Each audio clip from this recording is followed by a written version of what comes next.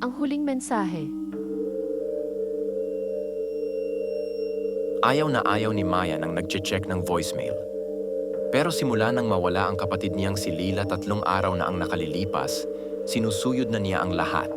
Mga messages, emails, kahit lumang telepono nila sa bahay. Doon niya napansin ang kumikislap na pula sa landline. May isang voicemail, may petsang 2 gabi na ang nakalipas. Kinakabahan siya habang pinipindot ang play. "Ate, ako to!" Bulong ni Lila.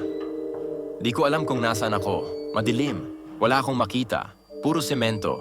At may sumusubaybay sa akin. Naririnig ko ang hininga niya. Pero hindi siya tao."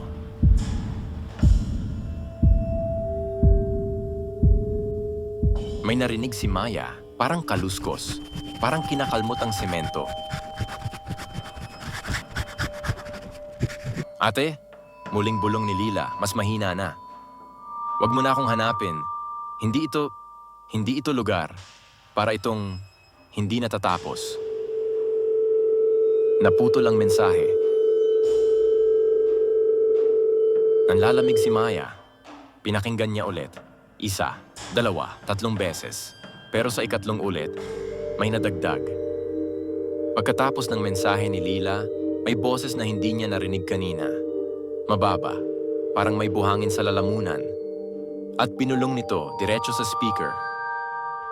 "Nakita na kita."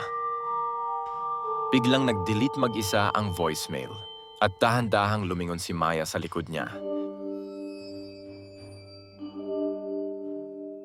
Bukas pa rin ang telepono.